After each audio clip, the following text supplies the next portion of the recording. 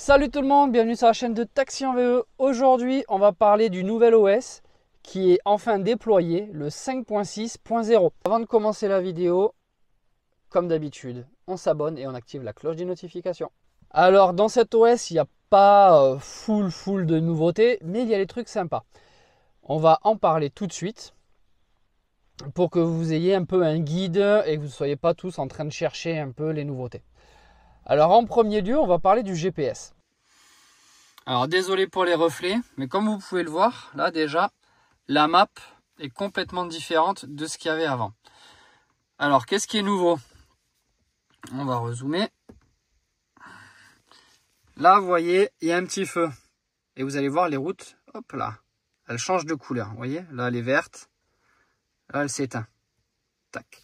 Ça, c'est l'infotrafic. Vous pouvez la voir en direct. Mais il y a un autre truc qui est cool, et ça on l'attendait depuis un petit peu. Enfin, deux choses surtout. Et là, je vous le montre immédiatement.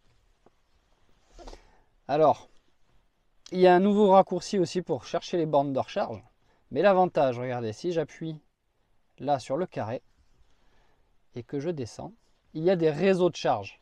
Alors, il n'y a pas tout, hein. Comme vous voyez, il n'y a pas Ionity, il n'y a pas Electra, il n'y a pas Atlante, mais à force, ça va arriver. Mais l'autre truc qu'on attendait vraiment tous, il faut que j'entre une destination. Allez, si je fais précédent et qu'on va lui taper, allez, qu'est-ce qu'on va lui mettre? Allez, Montpellier. Un petit hôpital à Montpellier. On va voir ce que ça donne un peu. Allez, ça cherche. Allez, on fait commencer. Et regardez là. Vous avez enfin le pourcentage à destination. Ça, franchement, c'est beaucoup mieux qu'avoir le kilométrage à destination.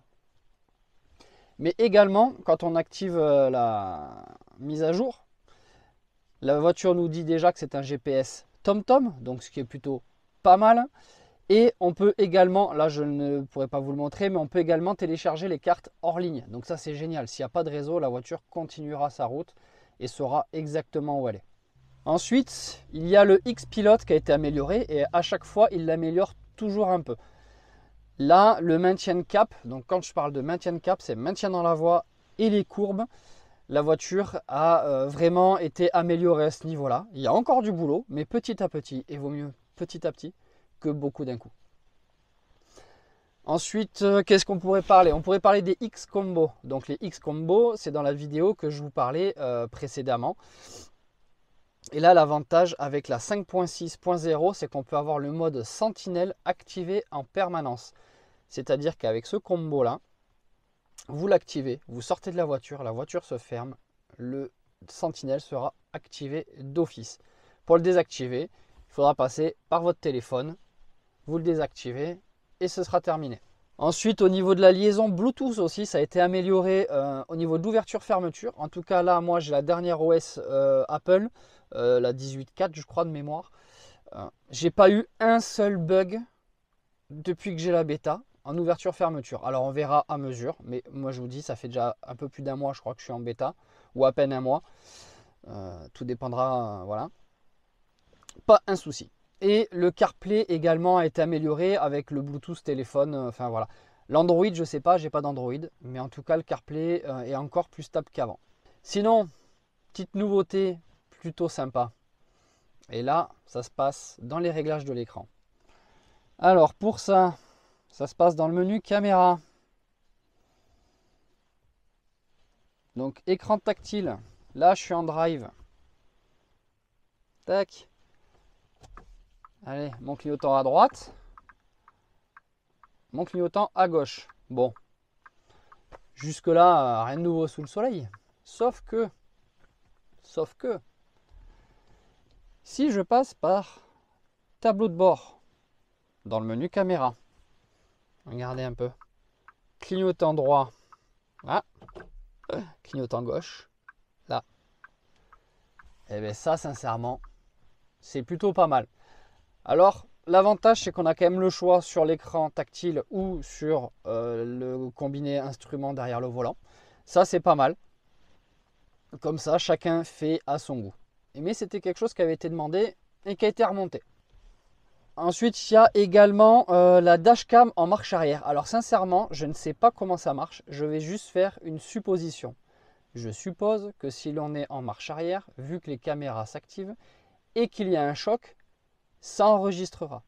Je n'ai pas essayé, je n'ai pas envie d'abîmer la voiture, mais je suppose que ça fonctionne ainsi.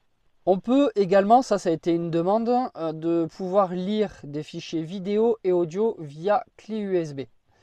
Je n'ai pas essayé non plus, pour la simple et bonne raison que j'y ai pas pensé. Mais c'est censé marcher.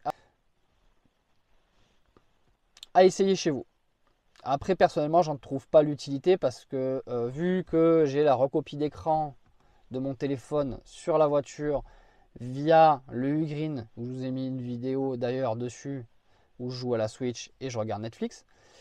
Donc pour moi, j'en ai pas utilité. Et la musique, c'est pareil, c'est directement via Spotify. Donc voilà. Mais pour les nostalgiques, je peux le comprendre. Et également un dernier point, la réactivité de la voiture. Sincèrement, nous sommes plusieurs bêta-testeurs à l'avoir constaté. La voiture, peu importe le mode, est beaucoup plus réactive. En mode éco, on est limite à un mode standard. Donc en mode standard, on va être limite en mode sport et le mode sport va être même encore beaucoup plus réactif. Ça, c'est super sympa et il y a beaucoup moins de latence du coup à la pédale. La latence y est toujours, attention, mais beaucoup moins. Voilà, bon, la vidéo s'achève. Donc comme d'habitude, si ça vous a plu, on s'abonne, on active la cloche des notifications. Mon Insta et mon TikTok également. Et puis moi, je vous dis à bientôt. Allez, ciao!